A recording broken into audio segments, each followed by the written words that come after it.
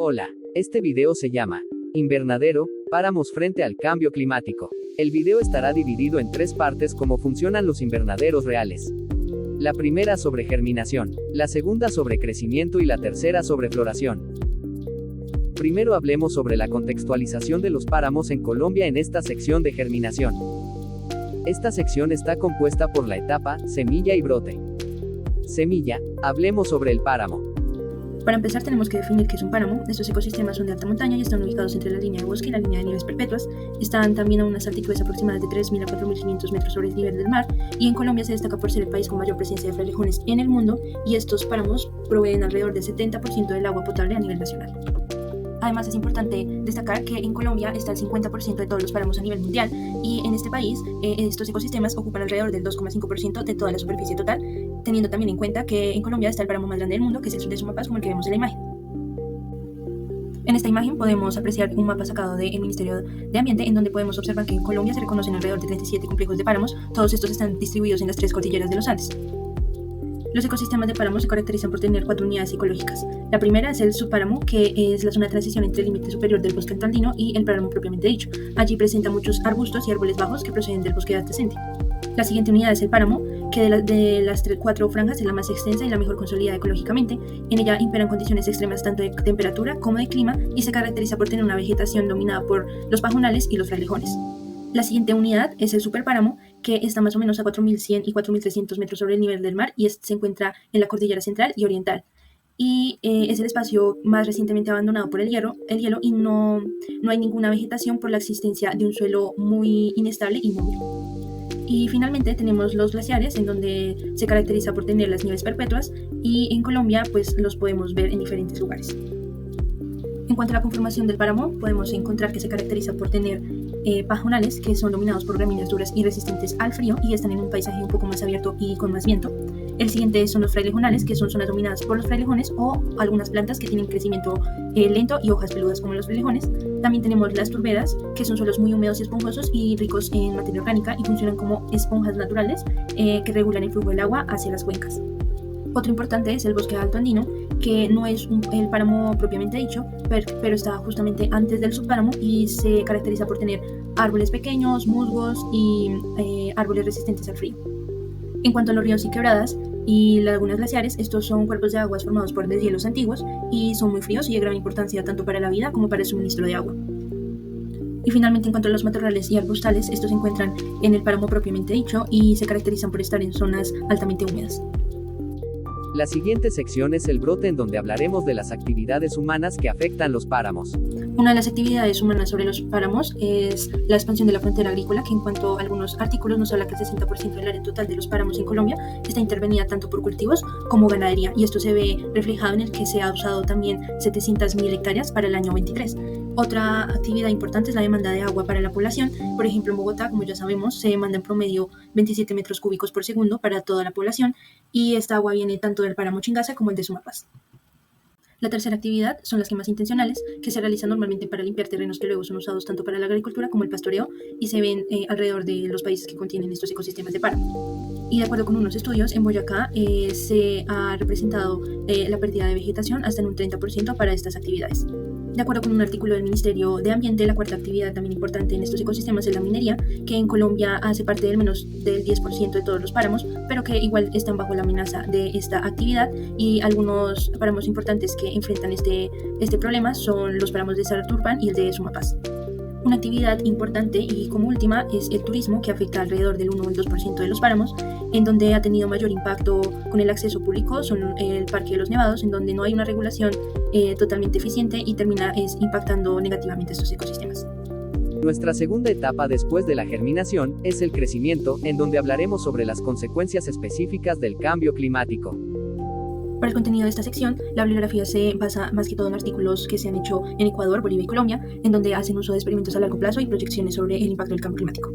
La primera consecuencia visible es la pérdida de hábitat por aumento de la temperatura. Esto ocurre porque a mayor evaporación, esto provoca que se pierda más el agua en la superficie, donde disminuye la recarga de las turberas, en donde habíamos hablado de que las turberas son zonas específicas del suelo donde hay materia orgánica con descomposición muy lenta. Entonces, al haber evaporación del agua, pues se pierde la recarga de estos sumideros. En base a un artículo en donde hacen unos experimentos en el 2006, hallan que hay un aumento de la temperatura entre 1 a 1,9 grados en el páramo. Otra consecuencia importante que hablan en este artículo es el declive de las precipitaciones, en donde después de observaciones y proyecciones que incluyen reducciones mensuales de precipitación de alrededor de 5 a 10 milímetros, donde así parezcan pues pequeños cambios. Esto hace que se incremente la estacionalidad, o sea, como los periodos húmedos más intensos y periodos secos más largos. Entonces esto también altera la capacidad del sistema páramo y turbera de mantener un caudal de agua estable. Otra consecuencia importante que vemos del impacto del cambio climático es el desplazamiento altitudinal de las comunidades, que en base a un artículo que encontré, hablan que este desplazamiento se da ascendentemente de más o menos 450 metros hacia arriba de la montaña. Entonces esto sucede porque los ecosistemas que están como adaptados a estas temperaturas frías y extremas de los páramos ya no tienen a dónde ir por esta subida de temperatura. Entonces, como la montaña tiene un tope, la extensión vegetativa pues ya se comprime porque no tiene a dónde ir y se reduce drásticamente. Esto también se ve reflejado en la llegada de especies invasoras, ya que estas especies que no hacen parte del páramo, al tener subidas de temperatura en sus ecosistemas, empiezan a subir hacia el páramo, introduciendo pues más competencia en estos ecosistemas tan frágiles. Entonces, como podemos ver, en este artículo se ponen algunas cifras en cada unidad ecológica del páramo. Otra consecuencia muy importante es el retroceso glaciar extremo, en donde de acuerdo a un artículo hablan que el 95% de los glaciares, tanto de Ecuador como de Colombia, se perderán para el 2050. Entonces esto como consecuencia también hay una disminución del aporte complementario del agua que viene del deshielo de los glaciares y que también ayudan a sostener los caudales en estas zonas secas.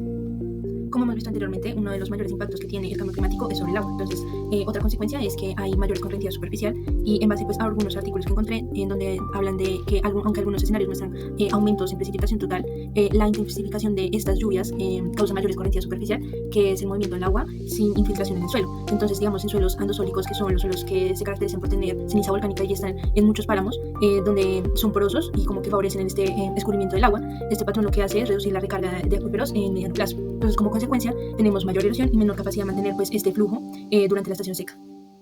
Otra consecuencia importante es la desecación de turberas que habíamos hablado anteriormente. Entonces, normalmente las turberas de alta montaña acumulan grandes cantidades de carbono en la turba de la materia orgánica en descomposición. Entonces, al haber calentamiento y la intensificación de sequías junto con actividades humanas de agricultura y ganadería, aumentan la oxigenación y digamos que aceleran más la descomposición de esta turba, y esto como resultado pues, puede convertir estas áreas que antes hoy son un sumidero como de CO2 en emisores netos de CO2 y metano.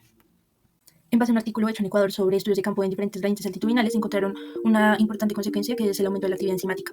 Entonces nos hablan de que en cambios estacionales altitudinales afectan fuertemente la actividad de enzimas hidrolíticas, que son proteínas producidas principalmente por organismos del suelo, y su función principal es romper moléculas orgánicas grandes en más pequeñas, y esto pues hace que haya una descomposición en la materia orgánica del suelo. Entonces, como resultado, en particular en la estación seca y a menores altitudes, hay una mayor actividad enzimática, y esto sugiere que en los ligeros aumentos de temperatura y mayor aireación por sequía, pues puede disparar la descomposición de la turba, y esto como resultado hace que se libere carbono almacenado y ya no sea un sumidero. Otra consecuencia es mayor erosión debido al retroceso glacial que habíamos hablado antes, y esto es porque con el aumento de los eventos extremos como lluvias intensas, pues expone sedimentos y aumenta la erosión de algunos suelos, y como resultado tenemos un incremento de la turbidez, más nutrientes y más cargas sedimentarias en ríos y lagunas, que son importantes para el consumo humano y pues en sí para todo el ecosistema. Ya por último, un efecto importante también es el riesgo a incendios, ya que con las sequías más severas y el aumento de temperatura, pues digamos que hay un aumento también en la susceptibilidad de que hayan incendios, y pues los páramos, como ya lo había dicho, se caracterizan también por tener muchas gramíneas duras que hacen que pues sean más susceptibles a los incendios, además que los suelos se erosionan muy fácil, entonces pues la probabilidad de que hayan incendios es mucho mayor. Y también tenemos una consecuencia que no mucho se habla, pero es el impacto que tiene sobre las orquídeas. Como sabemos, una parte importante de las poblaciones y especies de orquídeas se encuentran en los páramos. De acuerdo con unos estudios, nos hablan de que los géneros elefantes y Malvaya están en riesgo no solamente por la pérdida de la fragmentación de su hábitat, sino también por la colonización ascendente que habíamos hablado anteriormente, ya que las orquídeas, al ser tan especializadas, y en Colombia hay hay grandes cantidades de especies que son endémicas, entonces esto también aumenta el riesgo de que pequeños cambios o variaciones en las temperaturas o en sus hábitats pues se vean afectadas fuertemente. Después de ver todos los impactos del cambio climático en el páramo, empecemos con la etapa de florecimiento, donde hablaremos de estrategias de mitigación. Esta sección está dividida en flor y polinización, como vemos en la imagen. Como flor, hablaremos de las políticas y marcos legales nacionales. Como ejemplo de mitigación que se ha dado sobre el cambio climático específicamente en los páramos, existe en Colombia la ley 1931 del año 2018, en donde básicamente promueve como la delimitación de los ecosistemas de páramo para prohibir principalmente la minería y la agricultura extensiva. Otra estrategia importante que también fue noticia en este año en agosto fue el proyecto que hizo el Ministerio de Ambiente, que lo llamó Ordenamiento alrededor del agua y adaptación climática para los páramos, en donde hacen una inversión total de 12.000 millones para restaurar 800 hectáreas de páramos principales, donde también se quieren instalar 32 puntos de monitoreo climático y promover agricultura sostenible. Esto lo hacen con varias alianzas y principalmente también con la comunidad. Por último, en la sección de polinización hablaremos de soluciones por parte de la comunidad. Después de haber hecho la revisión para este proyecto, propuse algunas soluciones que se pueden hacer por parte de la ciudadanía. La primera es implementar en comunidades campesinas en donde usan estos ecosistemas de páramo principalmente para ganadería y agricultura, un mejor acompañamiento por parte también del gobierno para buscar alternativas económicas que sustituyan estas actividades que afectan más la frontera del ecosistema. La segunda estrategia es implementar estrategias de educación ambiental hacia el público en general, como por ejemplo puede ser el ahorro de agua o el manejo de residuos, viendo de que nuestra agua de la ciudad viene mayormente de estos páramos, entonces es importante inculcar la educación en su buen uso y manejo. La tercera estrategia es hacer un turismo responsable, tanto en páramos y en cerros, que estén acompañados de guías y personas profesionales que hagan el acompañamiento.